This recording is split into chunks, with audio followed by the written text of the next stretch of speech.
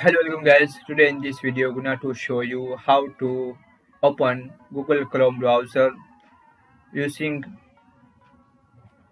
command prompt Windows 10 PC or laptop.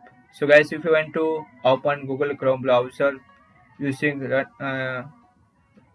command prompt Windows 10 PC or laptop, so very easy. First, click on Start and type here CMD.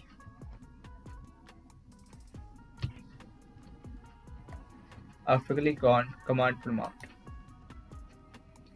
and type here start space, type Chrome.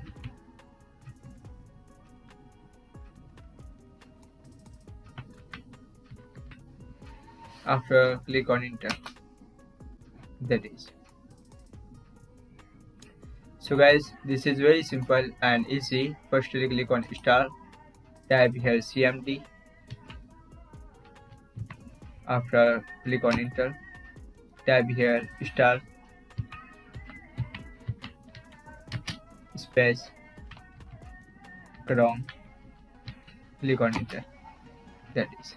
So guys, this is very simple and easy method if you want to open Chrome browser using command prompt in Windows 10 PC or laptop.